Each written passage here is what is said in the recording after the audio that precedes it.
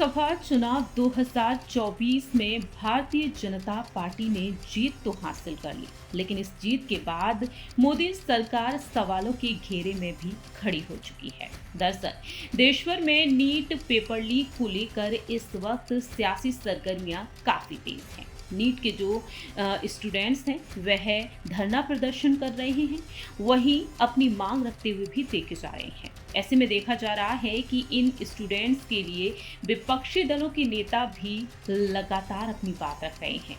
कांग्रेस नेता राहुल गांधी के बारे में बात की जाए तो राहुल गांधी लगातार न सिर्फ सोशल मीडिया के जरिए बल्कि लोकसभा में भी अपनी बात रख रहे हैं।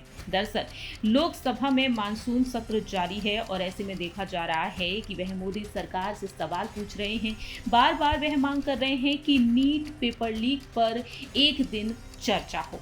और दूसरी ही तरफ देखा जा रहा है कि राहुल गांधी के अलावा उनकी पार्टी के वो तमाम दिग्गज नेता हैं जो अन्य राज्यों में अन्य घोटाले को लेकर सरकार से मांग करते हुए देखे जा रहे हैं। इसी लिस्ट में नाम शामिल है मध्य प्रदेश के पूर्व मुख्यमंत्री और कांग्रेस के दिग्गज नेता कमलनाथ का भी।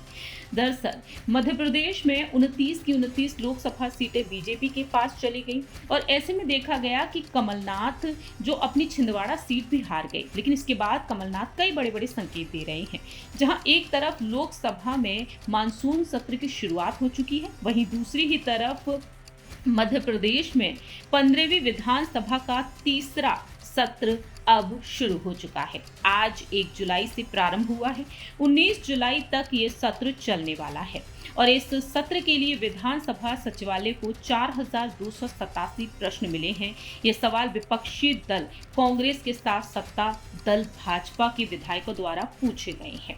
ऐसे में आपको बता दें कि अब इन सवालों का जवाब मोहन सरकार को देना है। जी हाँ, मध्य प्रदेश के मुख्यमंत्री मोहन यादव अब सवालों के घेरे में है और ऐसे में देखा जा रहा है कि मध्य प्रदेश में जो सियासी सरगर्मियां तेज हैं वो सियासी सरगर्मियां तेज हैं नर्सिंग कॉलेज फर्जीवाड़े को लेकर। जी हाँ, नर्सिंग घोटाले को लेकर आज कांग्रेस के जो विधायक रहे वह प्रदर्शन करते हुए नजर आए। मानसून सत्र की शुरुआत लोकसभा में जारी है, लेकिन विधानसभा सत्र की जो शुरुआत मध्य प्रदेश में आज से हुई है। ऐसे में देखा गया है कि सत्र की शुरुआत से पहले ही विधानसभा पहुंच जाते हैं कांग्रेस के विधायक एप्रेन पहुंचकर और किस तरह से हंगामा बोल देते हैं, देखिए जरा। आज से ये आगाज हो गया है, सत्ता को जवाबदेह बनना पड़ेगा। देखिए, जो सरकार रहती है उसकी जवाबदारी क्या है? स्वास्थ्य देना, सुरक्षा देना और शिक्षा देना। इन तीनों में पूरी तरह से विफल रही है सरकार। और जिस तरह से पहले व्यापम के माध्यम से फर्जी डॉक्टर तैयार करे गए और आज नर्सिंग घोटाले के माध्यम से फर्जी पैरामेडिकल स्टाफ तैयार करा जाए, क्या जनता के लोगों की या आम जनता की जान की कोई कीमत नहीं है? पैसा ही सब कुछ है। ये तो कोर्ट की जब फटकार पड़ी तब जाकर पता लगा कि सारे कॉलेजों में जबरदस्त धांधली चल रही है। पर बात यह है, यहां पर ही बात नहीं रुकेगी, अब बात है तो लंबी जाएगी। नियम किसने 2018 में बनाए, फर्जी कॉलेजों को मान्यता किसने दी, ये सबसे बड़ा सवाल है और इसमें विश्वास सारंग जी जवाबदेह हैं। आपने देखा कि नर्सिंग घोटाले मामले में किस तरह से इन लोगों ने हंगामा बोल दिया, लेकिन दूसरी ही तरफ यहाँ पर कमलनाथ भी डंके की चोट पर अपनी बात रखते हुए नजर आए हैं। कमलनाथ साफ तौर पर कहते हुए नजर आए हैं कि देखिए, पर्दाफाश तो होगा।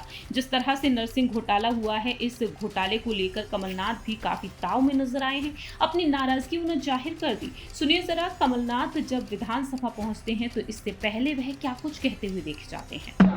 क्योंकि इन्होंने जो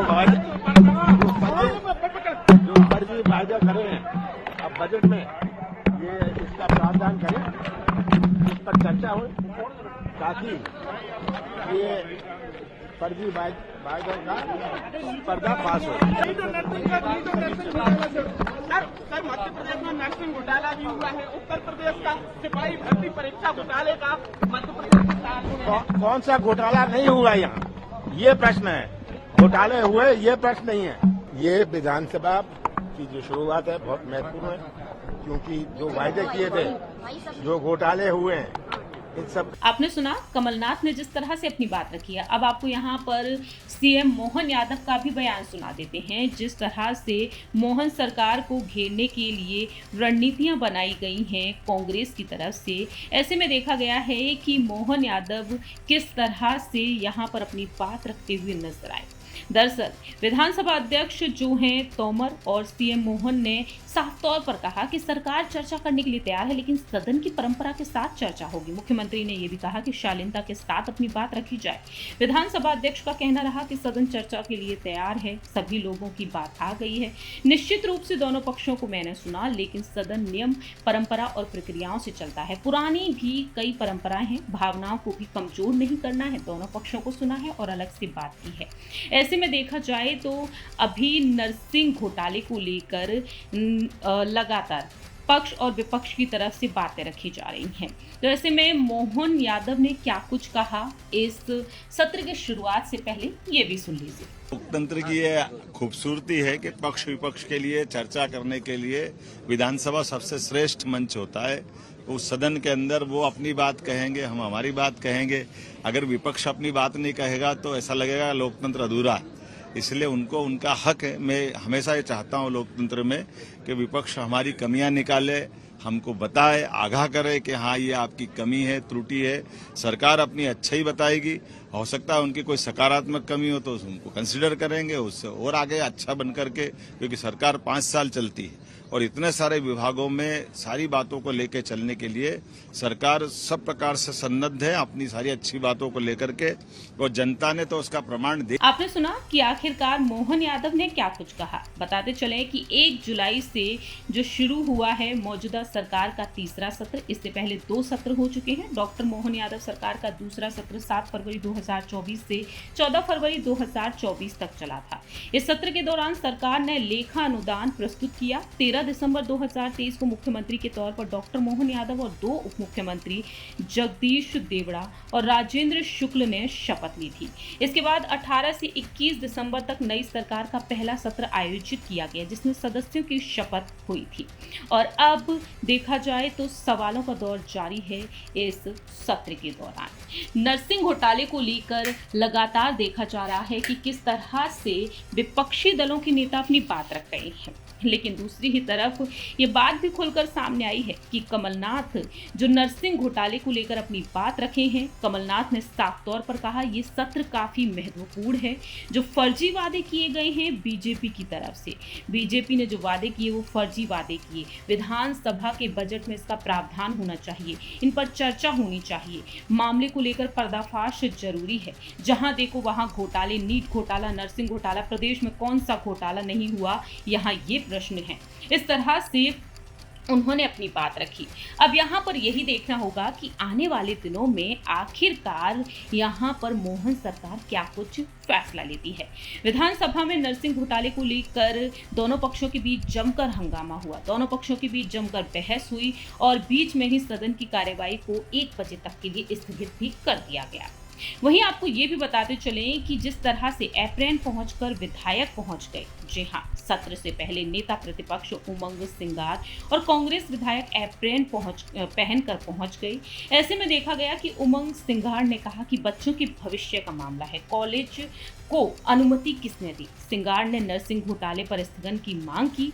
वहीं उमंग सिंगार की मांग पर कैबिनेट मंत्री विजय वर्गीय ने कहा कि मामला न्यायालय में है, इसलिए सदन में इसकी चर्चा जरूरी नहीं है। इस तरह से यहाँ पर तमाम दिग्गज नेताओं ने अपनी बात रखी।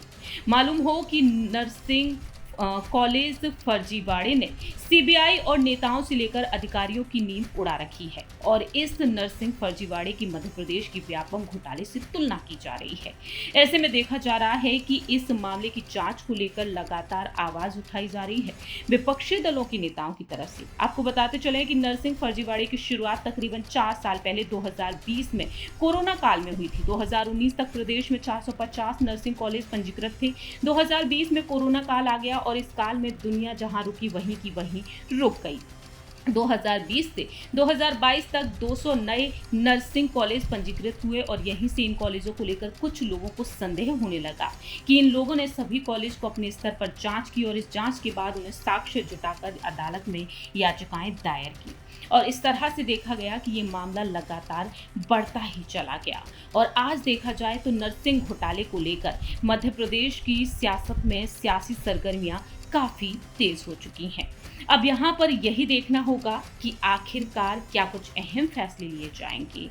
ये यहाँ पर काफी ज्यादा अहम हो चुका है। देखना होगा कि मोहन सरकार आखिरकार आने वाले दिनों में इस मामले पर क्या कुछ फैसला लेती है। और कमलनाथ इसी मामले को लेकर अपनी नाराजगी को जब जाहिर किए हैं, वहीं दूसरी ही तरफ संकेत ये दे दिए हैं कि दिल्ली बह जाएंगे। और दिल्ली की सियासत में देखा जाए तो कमलनाथ कहीं ना कहीं अहम भूमिका में देखे भी जा सकते हैं।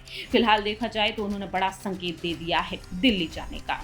इस खास प्रोग्राम में इतना ही। देश और दुनिया की तमाम खबरों के लिए आप देखते रहिए UIP न्यूज़। धन्यवाद।